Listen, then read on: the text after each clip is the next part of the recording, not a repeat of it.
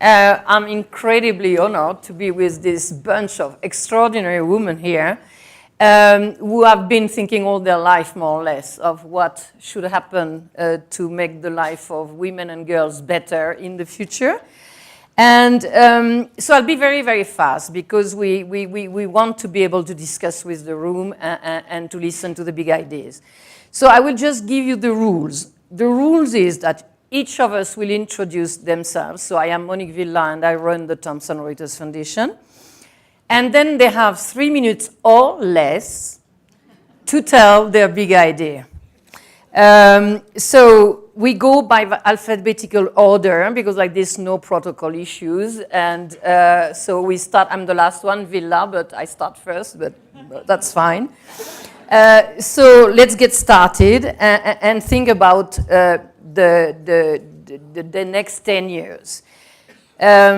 How in the next 10 years will the lives of women improve and prosper?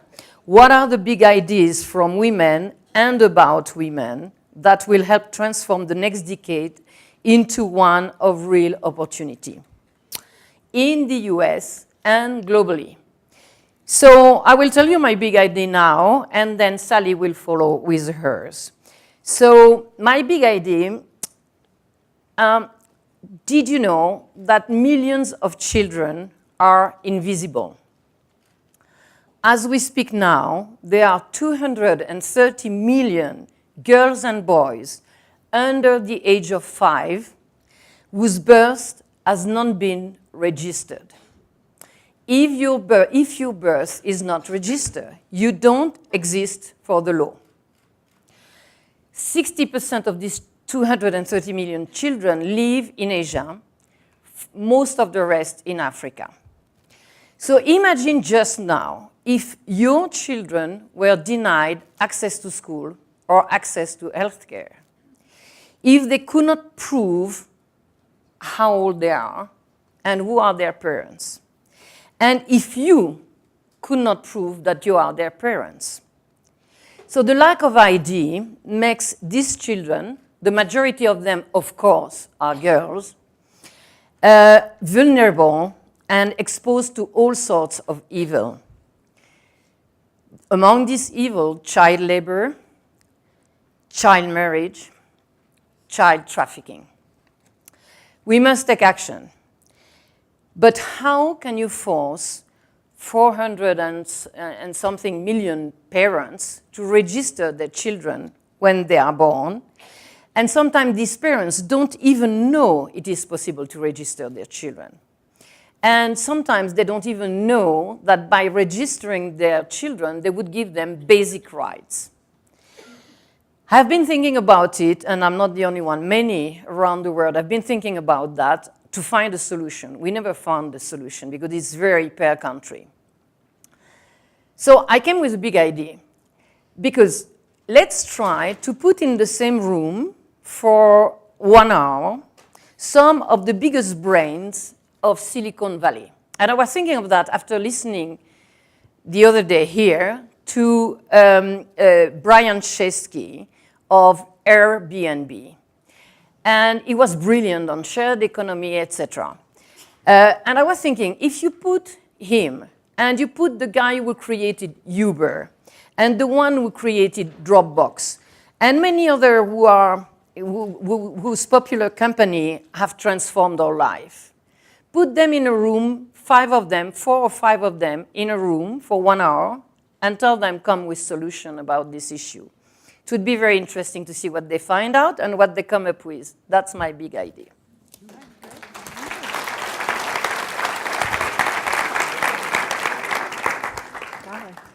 My name is Sally Blount, and I am the Dean of the Kellogg School of Management at Northwestern University. And I'm going to start with a story. A few years ago, my daughter Haley, after she got accepted into college, decided that she wanted to take a gap year. And she proceeded to research and craft a very impressive 12-month itinerary that was going to take her to 3 projects in 3 different countries. And as she was presenting this final plan to me, I suddenly realized that my 18-year-old daughter was proposing to make her way around the world on her own, literally. And I flinched. And I told her, I'm not quite so sure I can back up this plan. And to my amazement, my strong-willed daughter didn't lash out at that moment to defend it. She stopped, and she turned to me and said, "But Mom, this is what the person I want to become would do." So as you might imagine, Haley has taught me a lot of lessons. Perhaps most importantly from this moment, she made me realize that we have a responsibility to both encourage and support young women, to be deliberate in dreaming about the people they want to become. As Kitty noted, women now make up more than half of the people entering the top universities in the United States, but still only a small fraction of CEOs, board directors, and government leaders. And at Kellogg, we've identified 3 critical pivot points where we're losing women on the way to the C-suite: the launch, the child-rearing years, and the transition to senior leadership positions.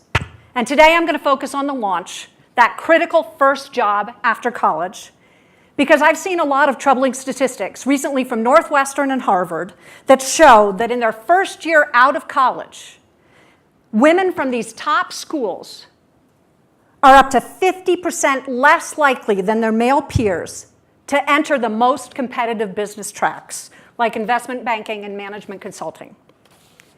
And when I look back on my own career, I now realize how important my own first job was at BCG. It set me on the trajectory that has actually landed me as the first, and so far only, female dean of a top-ranked business school. At BCG, I was imprinted in the ways of business. I developed critical problem-solving skills, and I do still know how to write a killer PowerPoint deck.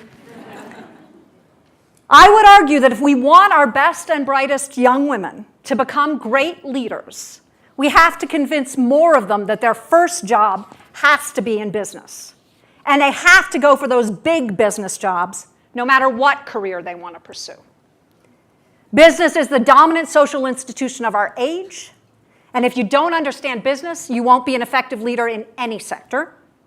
I'd argue that the first job is not the time to focus on comfort, balance, or even mission. That can and should come, but later. The first job is the time in their life for these women when they need to gain credentials, take risks, travel, and land as big and bold a business opportunity as they can find. So 3 years ago, when Haley, who really does want to save the world, announced after college that she was planning to go into management consulting in Mexico City, I checked the clench in my stomach, and I listened in awe as she went on to explain that she needed to understand how business works in emerging economies, how it creates jobs and wealth, and can lift people out of poverty. I can't wait to see the woman that she will become. Thank you.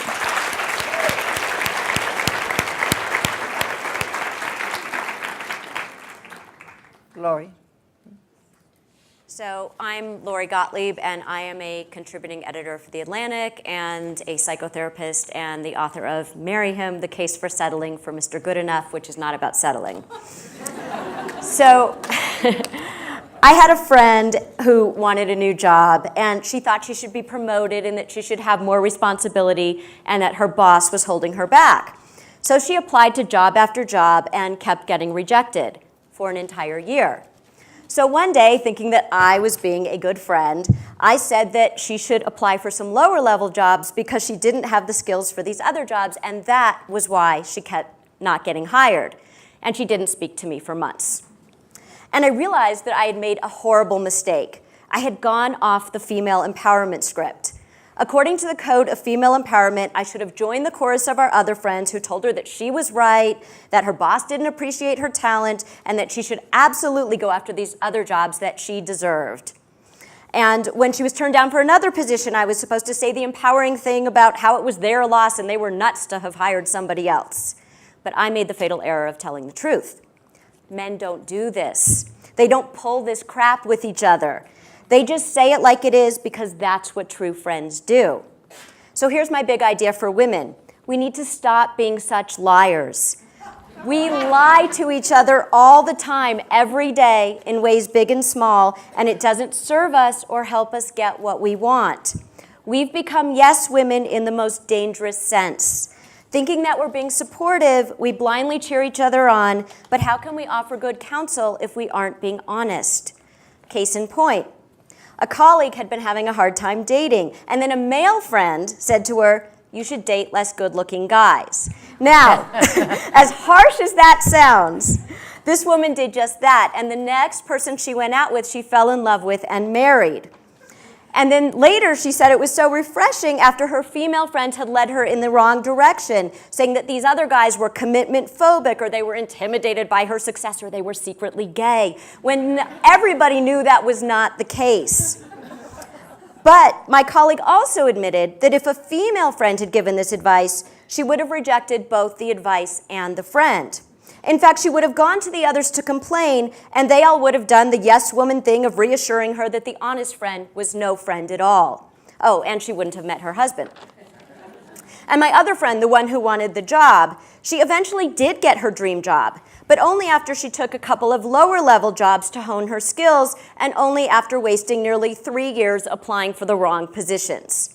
So, my hope for women in the coming decade is that we recast female empowerment away from these kind of you go girl white lies to a much greater form of strength that comes from the ability to take in a healthy dose of reality so that we can make the necessary changes to live more fulfilling lives. Instead of a pack of well-meaning enablers, what we women really need is other women brave enough to tell us the truth. Very good.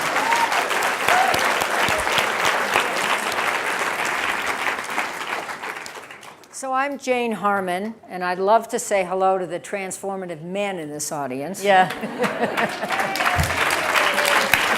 I am a mother of 4, a grandmother of 4, a recovering politician having served 9 terms in the United States Congress and survived, and now president and CEO of the Woodrow Wilson International Center for Scholars in Washington, D.C., the first president who happens to be a woman. I have a big idea and a big insight. My big idea is something we are doing at the Wilson Institute, which is to run a project called the Women in Public Service Project with a goal of 50 by 50. 50% women in decision-making public service jobs worldwide by 2050. The origin of this project was in the State Department when Hillary Clinton was Secretary of State, and she, working with the 7 sister women's colleges in the United States, you probably all know which they are, there are only 5 left, alas. I went to one, Smith, formed this thing together, and it is based on a training model where 50 women from all over the world go to institutes, which are now all over the world, and learn very practical skills to be in the public service business, elected or appointed. This model is not going to get to scale by 2050. Any business school dean could tell you this. So we're now transforming it to a model where we do online learning, and we are figuring out with the best and brightest, many of whom came to the Aspen Ideas Festival, how to make this work in as many countries as want to adopt it. We'll get there, 50 by 50, and that's a good start. My big insight is that as women, we always feel guilty. That's why I gave my credentials as mother, grandmother, et cetera, et cetera. Well, live with it. You're never going to get over your guilt. If you are passionate about something, pursue your passion. That doesn't mean you can't come home for dinner, you can't go to the school play, and you can't apologize occasionally to your loving and inconvenienced husband. You have to do all those things too. But pursue your passion and live with your guilt. Bravo.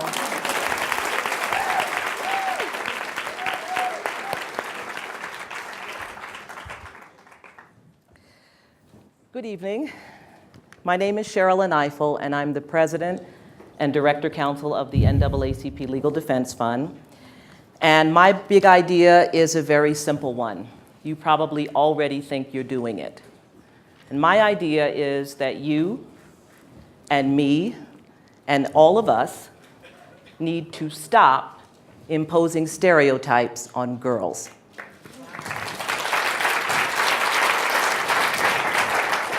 This year is the 60th anniversary of the Supreme Court's decision in Brown versus Board of Education, the 50th anniversary of the Civil Rights Act of 1964. But so few of us realize the extraordinary role that girls played in bringing these civil rights gains to bear.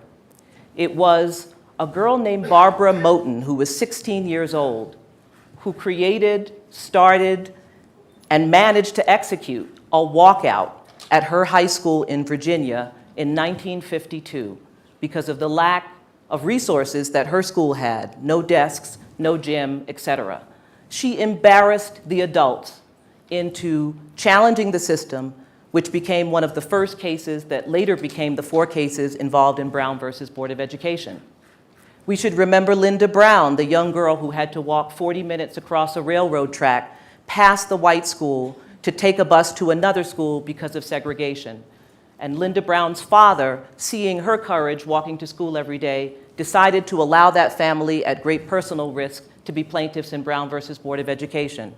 Or even more recently, it was LaShonda Davis, who finally spoke out about the sexual harassment that she was suffering at the hands of a 9-year-old boy in her school in Monroeville, Georgia, which resulted in the case that held that you can bring sexual harassment claims under Title IX if a school allows a sexually harassing, pervasive environment to exist at their school. But what we see happening increasingly, particularly for African American girls, is that they're being told to shut up and sit down and pull down their skirts and not speak up. We see this in the out of suspension statistics that are skyrocketing for African American girls. Wisconsin has the highest rate of out-of-school suspensions for African American girls. 21% of all African American students, girl students, were suspended out of school in Wisconsin in 1 year. In 1 year. Why are they suspended? For being disruptive, for being loud, for being disrespectful. What about 7-year-old Tiana Parker, who was sent home from her school in Oklahoma for wearing her hair like mine in dreadlocks? She was told that her hairstyle was unacceptable. This is happening to girls all over this country, particularly African American girls who do not conform to the stereotype of what we are telling them girls should be. And when we do this, when we tell them to shut up, when we put them out of school, when we send them home from the prom for being inappropriately dressed, when we tell them that their hairstyle is unacceptable, we are silencing the future Barbara Motens and Linda Browns and LaShonda Davises. So trust me, you're doing it. Stop doing it. Stop imposing stereotypes on African American girls. Girls, African American girls, are loud, disruptive, confused, courageous, scared, frightened. They're girls, like every other girl. Let's see what kind of women they can become.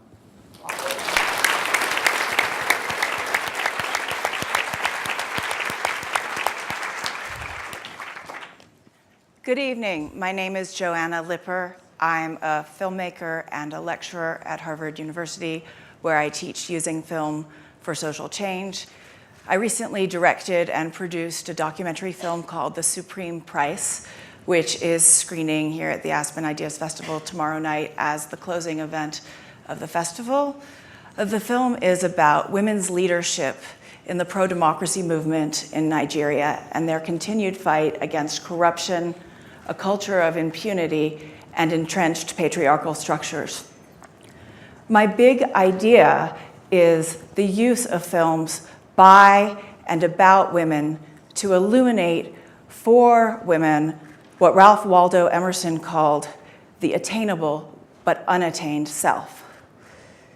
This idea involves using film to help mold and in many cases transform ego ideals that have been shaped by social and emotional violence and by internal and external pressures for women to conform with what society and overtly and covertly patriarchal cultures both value and expect. The medium of film has the power to portray women as complex, multifaceted pioneers who are pushing up against boundaries, confronting adversity head-on, making choices that are controversial and even unpopular, and charting new territory. The visceral experience of sharing a cinematic journey and a perspective of a woman who makes a bold, innovative choice and who guards her integrity and stands up for what she believes in can make that woman into an unconventional exemplar and an innovative role model for other women. Here are a few examples from around the world of this process of transformation that can occur through the cinematic medium. A study conducted in Brazil looked at the impact of television on fertility in Brazil, where soap operas portray small families. Seeing women on screen in these soap operas playing characters who were childless or had just one child influenced individual women's decisions to limit family size, particularly in women of lower socioeconomic status in central and later phases of fertility.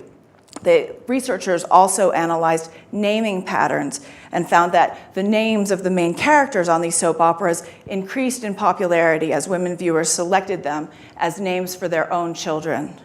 A study conducted in India looked at the impact of exposing rural women to cable television, which showed programs set in urban environments where attitudes about women's roles were more progressive. The researchers found that the introduction of cable television improves the status of women in these rural communities. Women with access to cable television reported lower tolerance of domestic violence, less acceptance of prioritizing male children, and more autonomy and lower fertility. In addition, access to cable television is associated with increase in enrollment in schools. Perhaps the researchers thought because of increased women's status as decision makers in their own households. So now to close, let's look very closely at the film and television industry in the United States. For women directors in the United States, opportunities to direct narrative feature films and television are few and far between.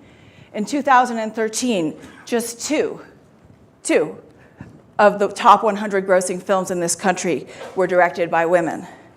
The absence of women behind the camera inevitably influences the way women are portrayed on screen in American films, the stories that are told, and the perspective these stories are told from, as well as the range of roles available to actresses. This in turn limits what women and girls watching films are able to imagine and discover for themselves through the process of identifying with characters on screen, and also what men are able to envision. We need to bring more equality to the filmmaking process in order to illuminate for women and for men what Ralph Waldo Emerson called the attainable but unattained self. Thank you.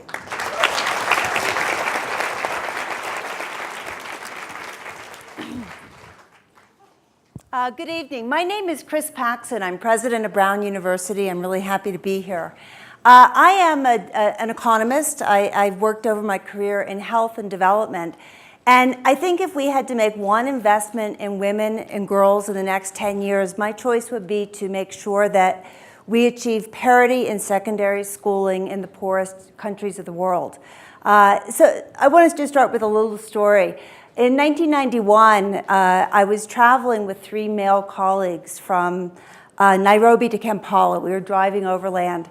And we stopped to buy sodas somewhere along the way. And this young girl, she must have been about 12 years old, she sold me a soda, and we started talking. And she looked over at the car and said, "Which one of those 3 men is your husband?" And I said, "None of them." And she looked very shocked. And I said, no, my husband's at home. And she said, "Okay, that's fine." And then she said, "Do you have children?" And I said, "Yes, I have a 2-year-old child." And she looked again startled and said, "Who's taking care of your child?" And I said, "My husband." And she got this gleam in her eye, and she said, "That's the way to do it." It was just great. Sure. But, I think about that girl because she's probably in her mid-30s now. And she was clearly not in school. She was probably 12 or 13 years old. And I know the data. I know that for girls who don't go to secondary school, they are more likely to die of maternal mortality. In some areas of Africa, girls who don't go to secondary school, women, have a 1 in 30 lifetime chance of dying associated with childbirth. I know that their children are much less likely to thrive, and I know that their incomes and their status in life is going to be much lower over the course of their lives. These are really grim statistics. Now, the good news here is that over the past 15 years, 10 to 15 years, across the world, we have made remarkable progress in raising the status, educational status of girls in primary schools. In most countries of the world, we are at or close to parity, gender parity, in primary school schooling, primary school attainment. And that's remarkable, that's wonderful. But the next frontier is secondary schooling, which is something that will help women delay marriage, reduce childbearing, improve their health, improve the health of their children and their families. Now, this is a big goal, and it's not an easy one to achieve. But if you look at what's happening across the world, you can see some very innovative and important solutions, ways that we're helping to create programs to keep women and girls, keep girls in school through high school. Some of these are conditional cash transfer programs, scholarship programs where families are actually rewarded for keeping their girls in school. They may be rewarded for keeping their boys in school too, but some of the most successful programs have actually rewarded families more for girls' education than for boys' education. We see examples in Mexico, we see examples in Malawi, we see examples in Cambodia, and we know that these programs work. There are huge cultural barriers to keeping girls in school, many other problems to contend with, but you know, again, I'm an economist. I think some of these financial mechanisms for increasing girls' schooling are very successful. I'm excited about them. I hope we see them expand through the coming decade. Thank you.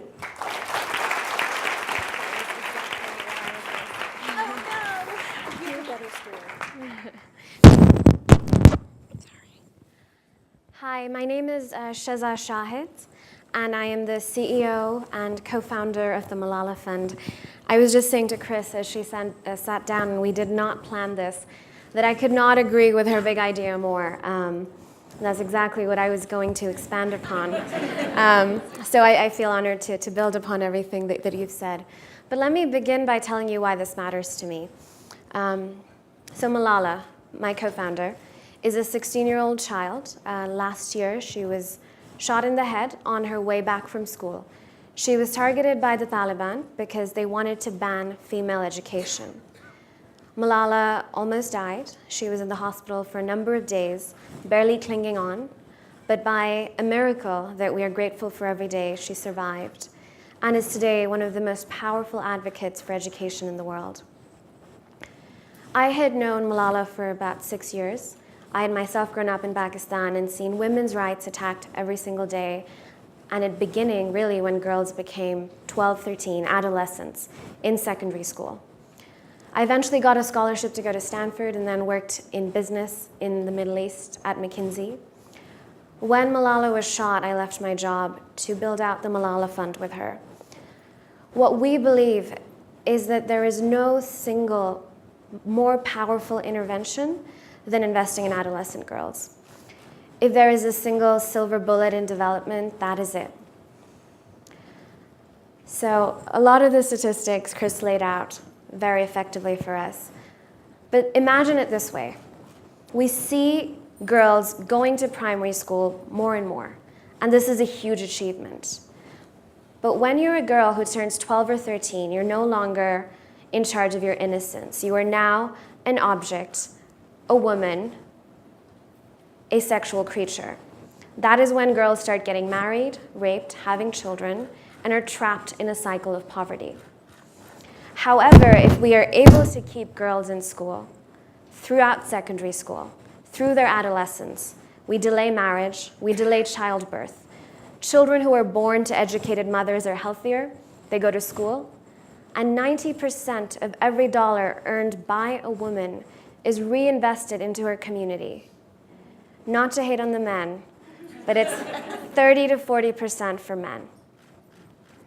So I feel validated that Chris's big idea was investing in the education and in the health of adolescent girls. That's my big idea, Malala and the Malala Fund's big idea. Thank you. Bravo.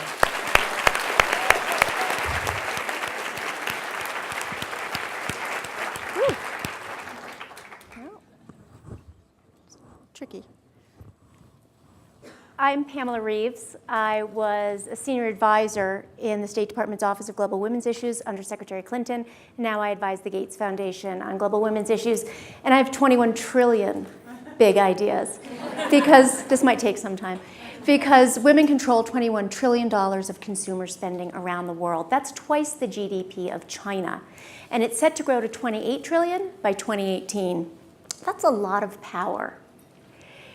The power that women control with the private sector can be leveraged to create the kind of social, economic, and leadership advances we want to see for ourselves, for our sons and daughters, for our communities, and for our economies. And it's not just purchasing power. When women participate in all parts of the marketplace as valued workers, as skilled and connected leaders, as fully equipped entrepreneurs, as empowered consumers, we all prosper. I'm going to give you some quick numbers. If we could reduce the barriers to female labor force participation, we could increase the gross domestic product of the United States of America by 9%, and of Japan by 16%. The rate of growth of women-owned businesses in the United States has been 1.5 times the national average, employing 8 million people. And we reinvest, as Shiza just told us, more than twice the rate of men. And we put our money back into educating future generations and solving whole community problems. And from the private sector side, we've got data that proves direct correlation between profitability and inclusion. So from the board level, where we've seen boards with the greatest number of women outperform those with the fewest number of women by over 60% in terms of return in invested capital and over 42% in return in sales. And we see these correlations up through the supply chain to the C-suite. It seems to me we have them by the bottom line. So how is it, with all this control, that we accept that we're the most economically vulnerable population, even here in the United States, where 2/3 of all minimum wage workers are women, where we make 77 cents to every dollar a white male makes, and that's 68 cents for an African-American woman, and that is 57 cents for a Latina woman, and then we put that money right back into the companies and the economies that shortchanged us. Women need to take control of the power that we have, not just to get the products and the services that we want, but to force the social impact that we want to see here and all over the world. And we need to recognize that companies aren't just powerful because they make and sell things. Companies have a unique and wonderful capacity, actually, to promote and create the kind of seismic societal transformations that government and civil society cannot manage on our own. Even if we can envision it, the private sector can help us build it. Look, there are plenty of things we could do with our power. If we stopped spending for just one day, we would wreak havoc with the system. But I'm not suggesting that. Instead, I see a natural and powerful partnership between women and the private sector that we need to harness. We need to raise our voice, and we need to shape the relationship and grow it responsibly. So, when you are in your meetings, whether it's in the corporate boardroom or at your desk, say the word woman out loud often. It's an amazing thing when we remind people that we're an important part of the equation. So let's come back here in 2024 and report on the greatest success of the 21st century. That together with the private sector, we have harnessed 100% of our human talent. We have spread the responsibility and the impact of productivity evenly across our populations, and that we have created shared wealth and prosperity around the globe. Thank you.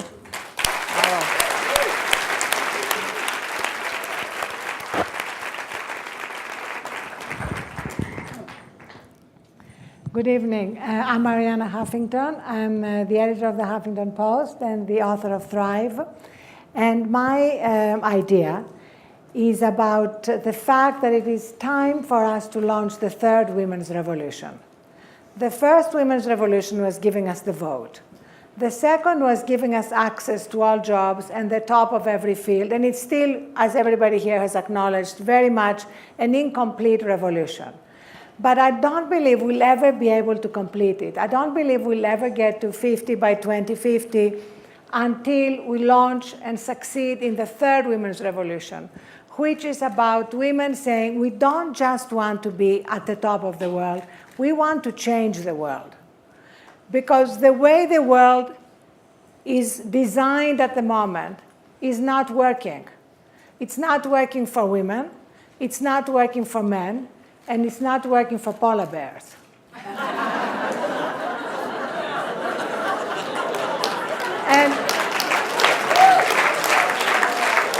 And for women to just say we want to be in the C-suite and we want to be in Congress without changing the way the system is designed by men, although none of the men present here, of course, is not enough. Nothing is really going to change.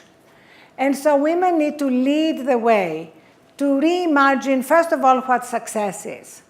Because for me, it starts with that. At the moment, success in our culture, and we've actually exported it around the world, is defined as simply two metrics, money and power.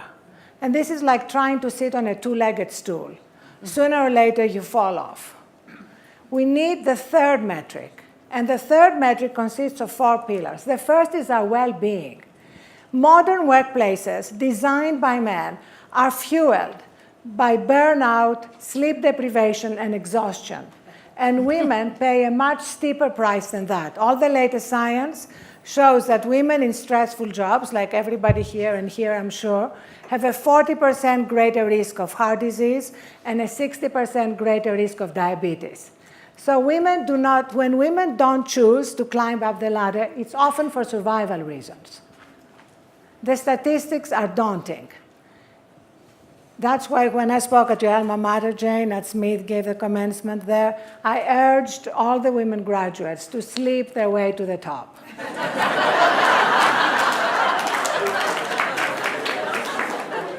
The second metric is wisdom. Look around. Look at all the leaders. How many of them are really wise? You know, a lot of them have high IQs, great degrees, but wisdom, that's a whole other thing. And wisdom cannot happen without time for reflection.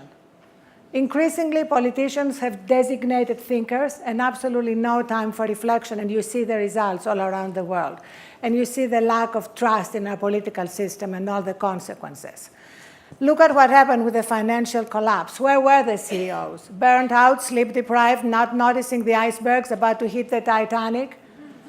There was a really interesting op-ed by the woman CFO of Lehman Brothers, who wrote about how she was completely burnt out. She had destroyed her marriage. She had destroyed her private life.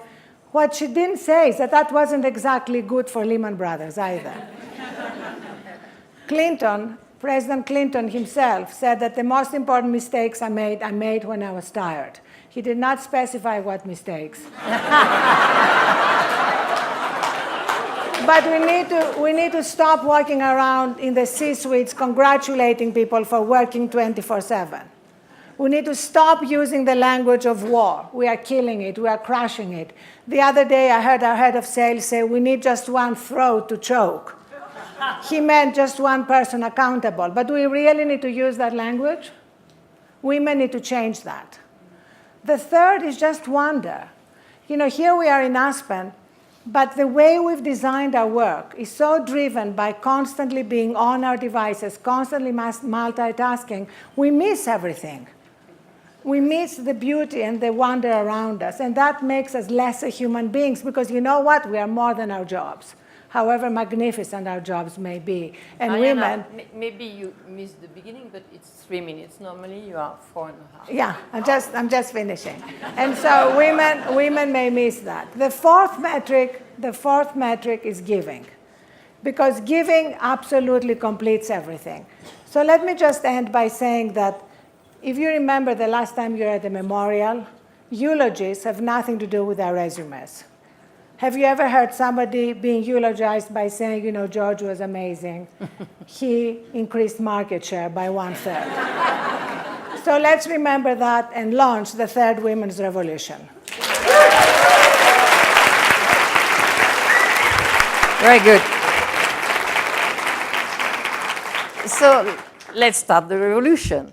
So what I heard that I thought was the most difficult and painful was you, Cherilyn. I mean, what you said about what happened to Black American girls at school and at university, I must say for a French person, was shocking.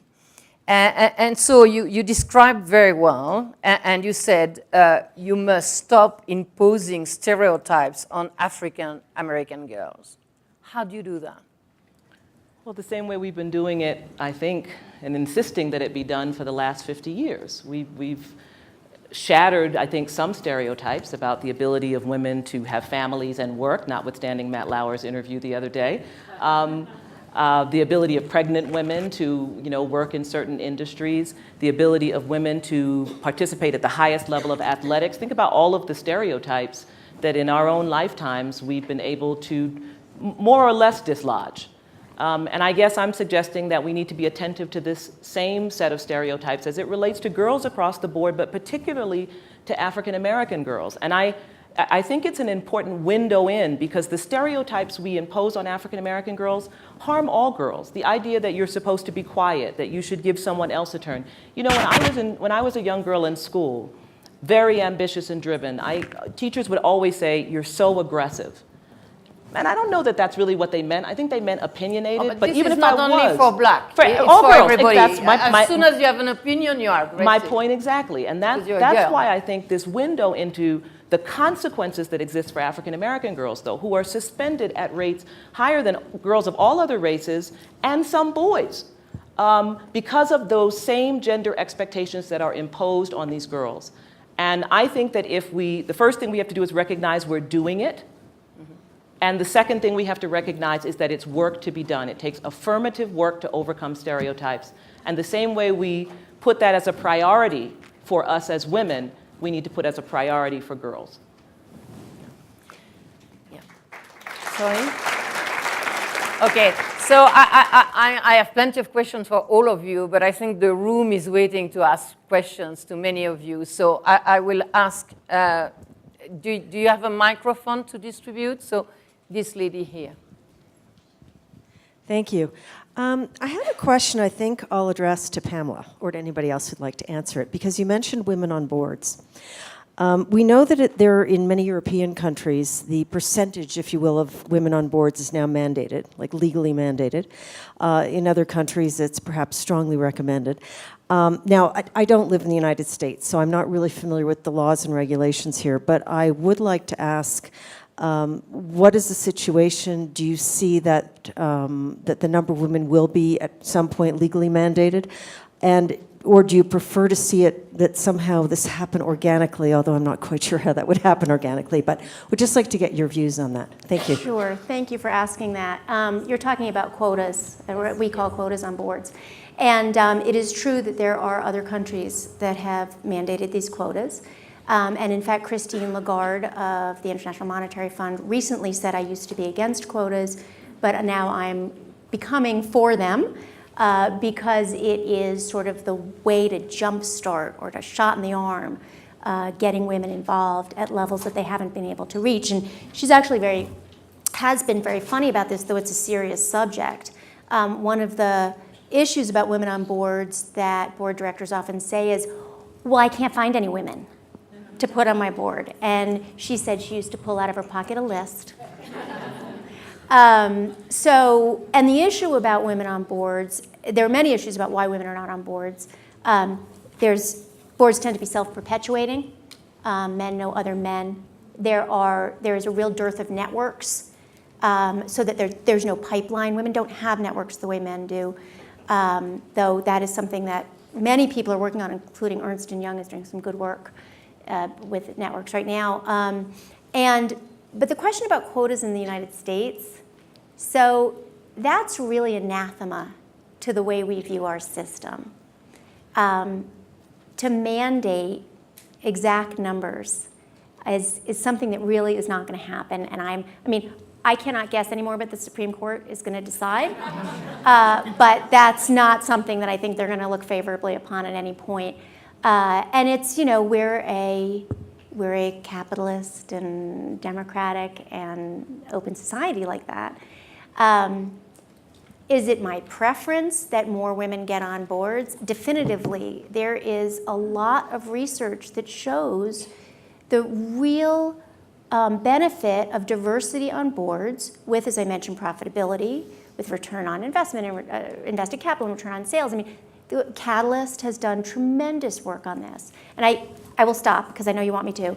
But no in America, yes, women on boards, 2024. Françoise Giroud, another French woman who was a minister but also a journalist before that, said the day women will have won is when a totally incompetent woman will be appointed in a very important job. Finally, we will be equal. I want a man now. A question by a man. Yeah. Because of course, women take power from the men, so we have to convince them that it's a good economic thing and everything else. So as the father of 2 and 3/4-year-old young lady, as she would define herself, I wanted to just put, in 20 seconds, 2 more ideas on the table. One is to encourage all of your male colleagues, your nephews and husbands, to lean in to being fathers. There are tremendously important roles that dads play. I took 3 months out of my daughter's first 6 months alive off, and another 3 months at 18 months, and it's been amazing to build that relationship. And the second is, when you see young ladies, little girls, do everything you can to resist complimenting them on how beautiful and cute and adorable they are and how cute their clothes are. Look to have meaningful conversations with them. It would really help. And keep these compliments for the boys. Next question. Another man. Because we are many women to speak, so I don't see why they would not speak also.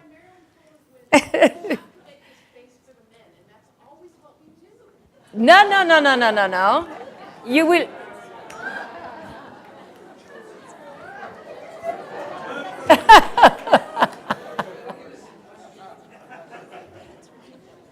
So we have a question or not?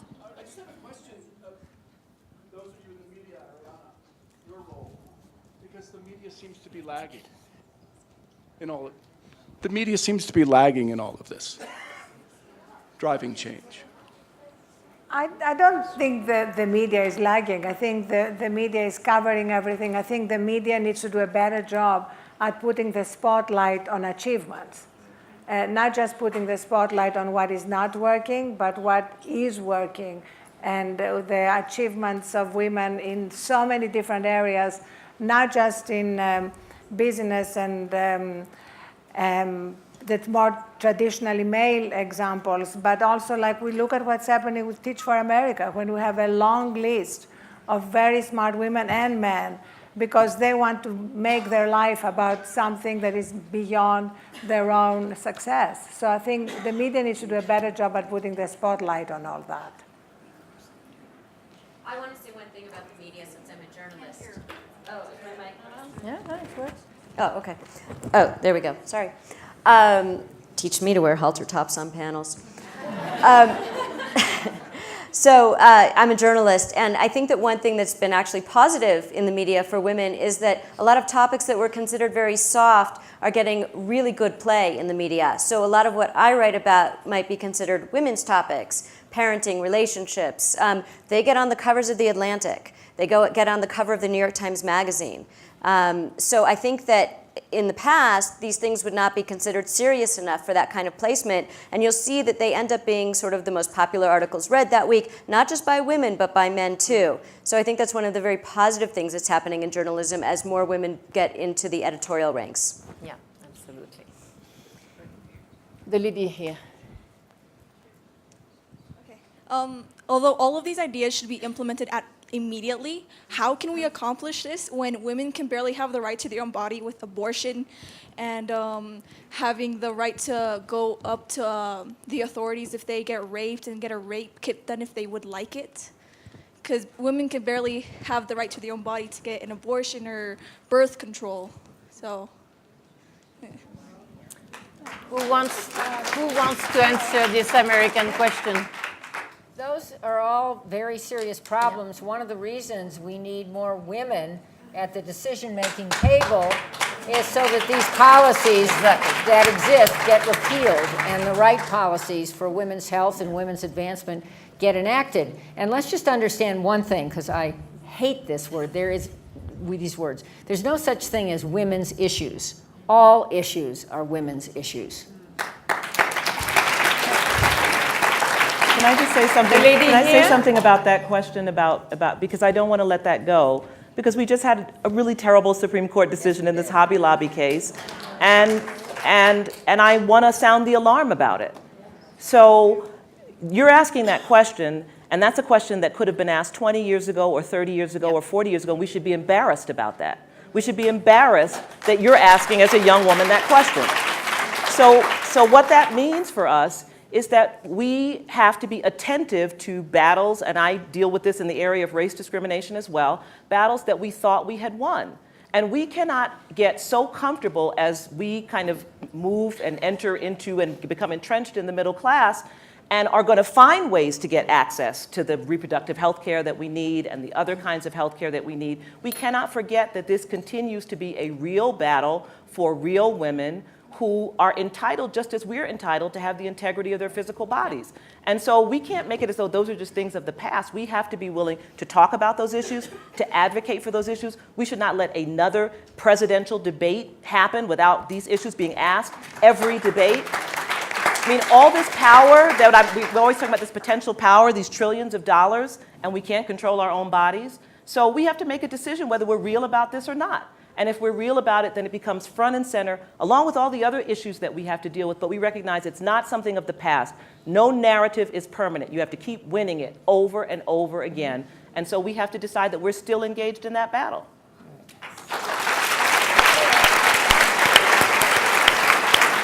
We have the mics on the first row here. You can project. Now here.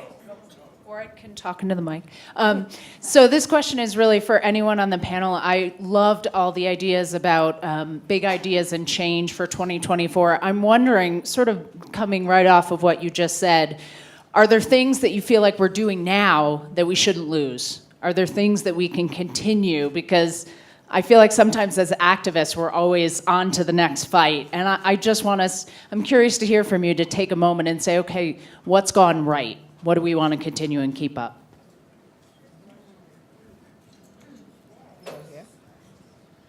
Well, so I think the fact that we're all here has gone right. Yeah. I mean, I think we've made tremendous strides in a number of areas, and that we're having this dialogue has gone right. But I think none of us are willing to rest on those laurels, which is why we've been so focused on the next step. And I think another thing that doesn't go right with every woman, but goes right with every woman on this panel, and it better go right with all of you, is the obligation to help younger women coming up the ladder. Women who don't help women, according to Madeleine Albright, and she is right, deserve a cold place in hell. Yeah. Perfect. Here?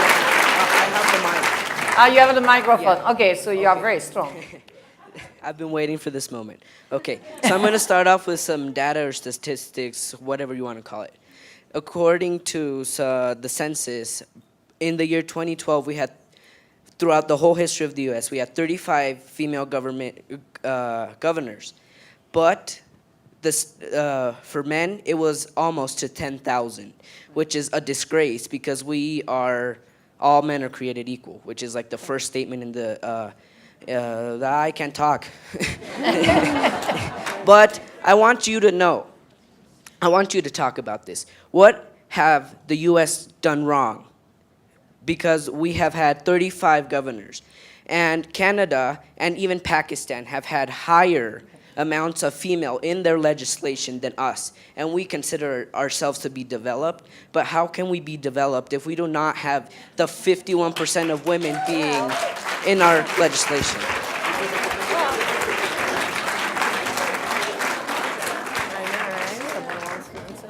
When I was in Congress, I was one of 300 women over 230 years who'd ever served in Congress, and there were 12,000 men. It's the same statistic. It's never going to become equal unless we wait another 230 years and elect only the talented people, women, to Congress. But the goal is certainly to have us, the amount of women in public service reflective of our place in the talent pool, which is over 50%. Yeah. Shiza, thank you for being here. It's an honor. Thank you. There are, and the work that Malala is doing is so universal for this world, and to do it at such a young age is so empowering. Somewhere around 12 million girls live in refugee camps. With what's going on in the Middle East right now, hundreds of thousands of children and girls are going into refugee camps. What wisdom do you have for us who are here in such an amazing place, are so blessed, on how we could be more responsible in saving the lives of those young children? Thank you. Thank you for your comment. I'm honored that you've said that. You know, we were just in Jordan in Syrian refugee camps, and Malala herself was a refugee in her own country for a while.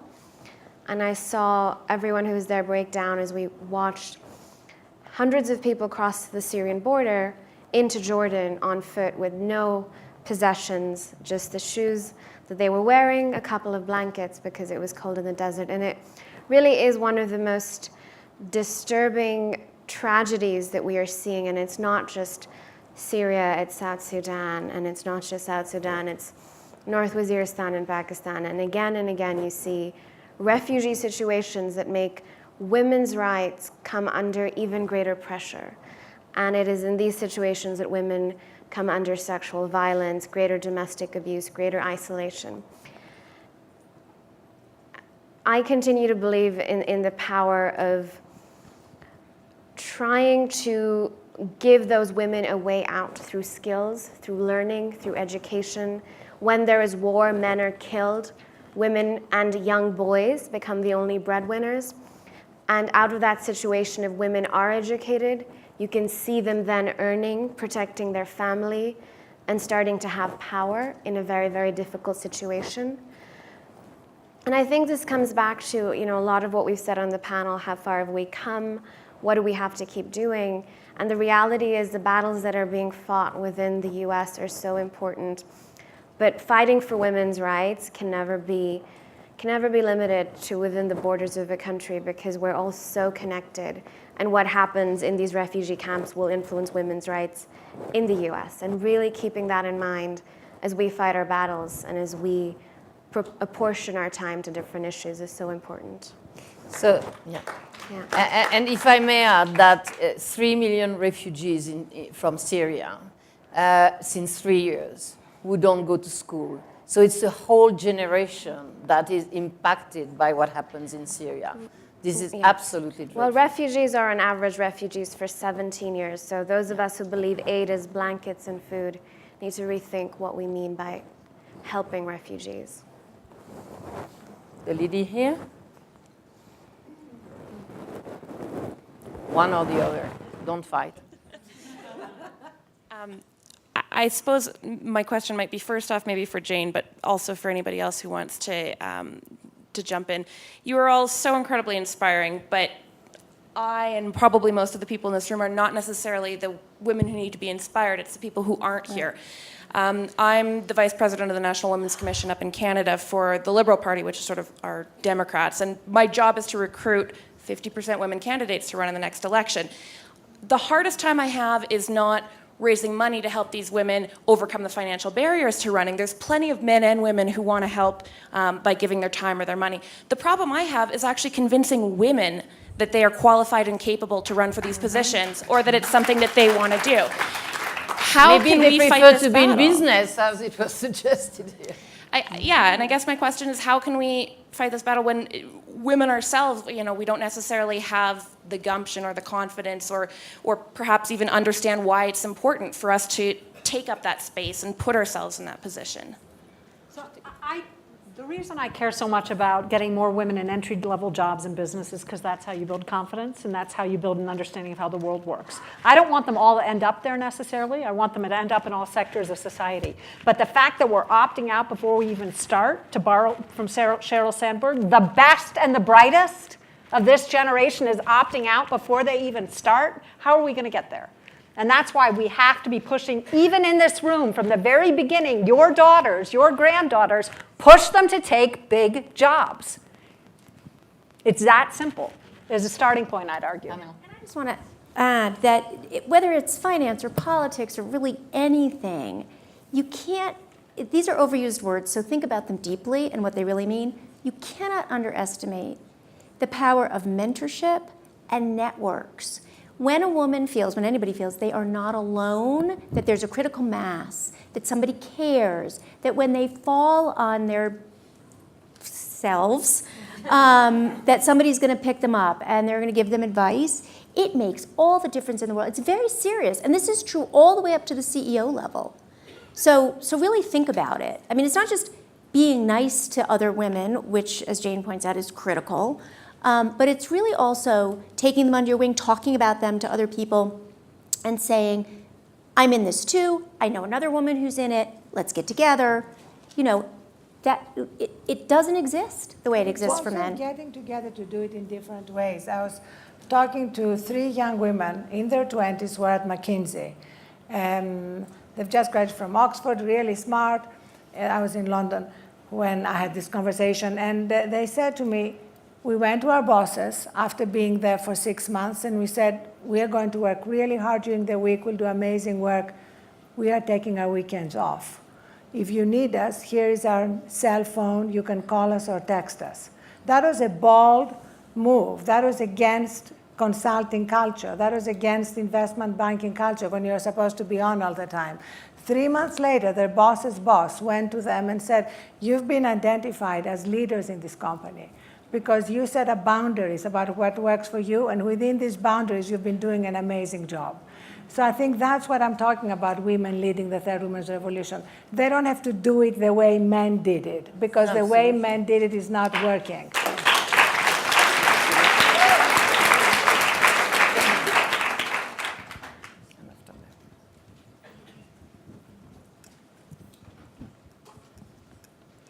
Looking around the room, I think I see more than a few fellow women who worked before the days of affirmative action professionally, and I know a number of you did as well.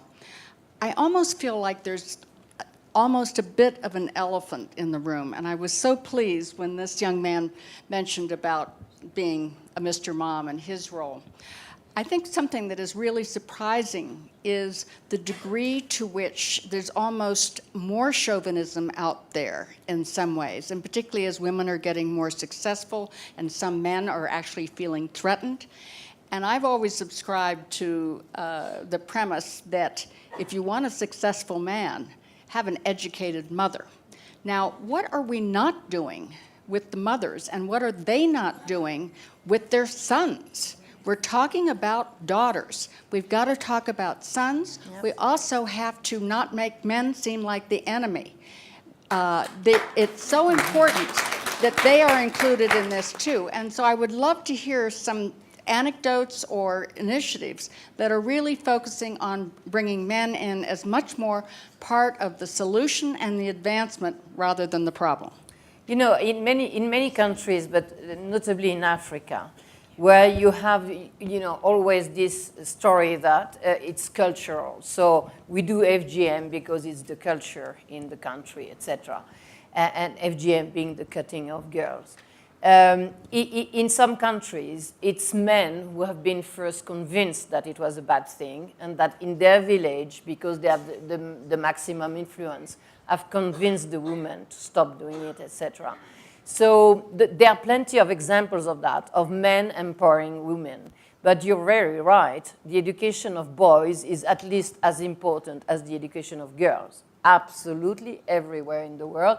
And in Pakistan, as in Haiti, as everywhere, as soon as a boy have respect for a girl and he learns that at school at the youngest age, then the society will change. Yeah.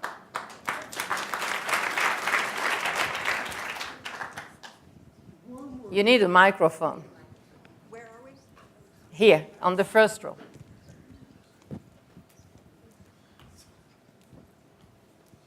Hi. The one word I have not heard is entrepreneurship. Starting your own businesses. You control an enormous amount of money. I think, why in this panel did no one mention starting your own businesses? Okay, so I did mention women-owned businesses. I did not specify entrepreneurship, but it is true that women are really the engines of economic growth in the United States, in other countries, and in the developing world because they're entrepreneurs, these small and medium-sized enterprises. And I will tell you that there is a lot of work from the biggest companies, financial institutions, on entrepreneurship for women. You've got Goldman Sachs, you've got Ernst & Young. I don't mean to exclude anybody, but I'm on a panel and I can't think so clearly.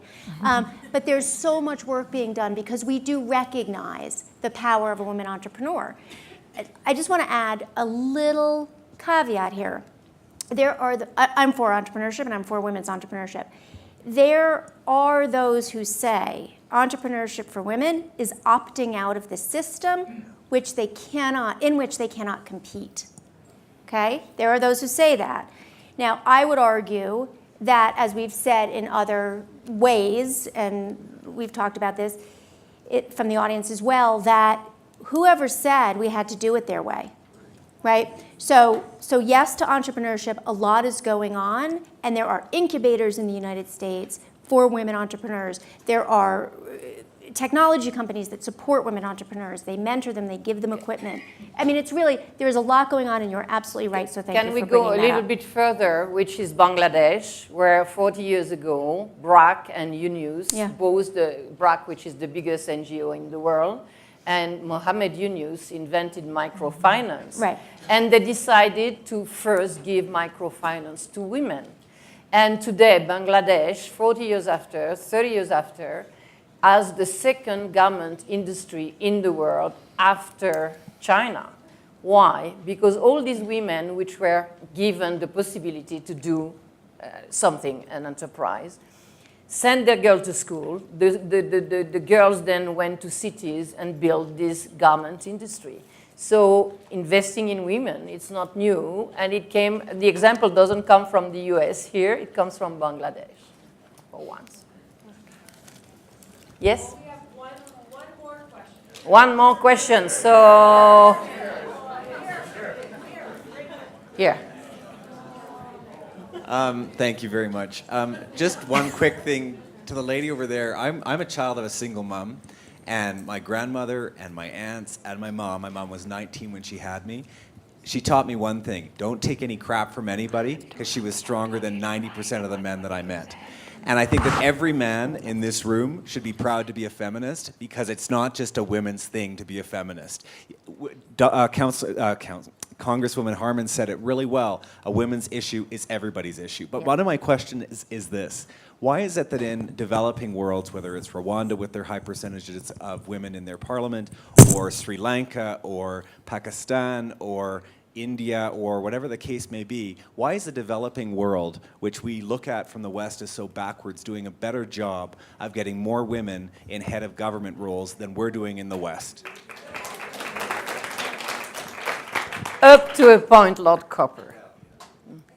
You want to answer? I mean, in Pakistan, it's dynasty, right? I think it's important, as much as I think it's important to amplify the voices of incredible women in the developing world, changing their communities. In Pakistan, it's dynasty. And Benazir Bhutto, who was the prime minister, was the daughter of the two prior prime ministers, Bhutto. And her daughter, who I met, who's a lovely girl, very smart, very bright in Oxford, well, I was with her last week in London, will probably go into politics and succeed. And I remember when I was 19 and trying to change the world, I interned in government and faced severe sexual harassment, and there was no way I could have gone up the ranks. So just to say it is not as rosy as it seems, and it's not always for the right reasons. But there's a lot of variation across countries. So in India, there's implicit reservation systems for women in local government that do the quota thing, which is difficult in this country, but has shown success in other places. But that's the whole point of the 50 by 50 project, is to give women skills, not just parents who've been in politics, but personal skills to learn issues, to gain self-confidence. It is a special problem for women, gaining self-confidence. Many women opt out, and it's a shame. We lose an enormous amount of talent. But to gain the skills and including not just the substantive skills, but the grit to keep at it when things go wrong, to win elections, and then, as it has happened in 20 countries around the world, to become the heads of countries. Just maybe we'll pull that off in the United States of America in 2016. On this world, I think you had the last word. Now you want to give the last word. I just want to say one thing, which is that, at least in this country, I'm not sure that women are not confident. I think there are lots of confident, smart women who are making other choices, in part because we've made politics look so darn unattractive. If you had anything on the ball, and if you are smart and you want to make a difference in the world, then maybe you are doing Teach for America, or maybe you are going into business, or you're going into civil rights, or you're. I think we have poisoned the well so much that we have made this look like an unattractive way to change the world, to have a family life, to make a living. You know, we talked about all the different men governors. You know, we've had governors who hiked on the Appalachian Trail. They can be all kinds of different people. But for women, the kind of scrutiny that they know that they're going to face, the kind of way that we've hardwired the political system to be a system of personal destruction, if you're a woman and you have something on the ball, maybe you're just not up for that. So I think part of not because you don't have the grit, but because you think, why bother? So I do think that we have to take responsibility for the poisoning of our political system that actually is repelling both women and men who probably would be the best and the brightest. It's the same in France, it's the same in the UK, it's the same That's even everywhere. worse then, but yeah. Politics is less interesting.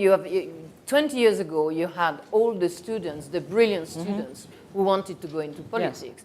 Yes. Since then, it's over. They want to go in business. That's right. And so, to your point. Okay, thank you very much for a fantastic evening.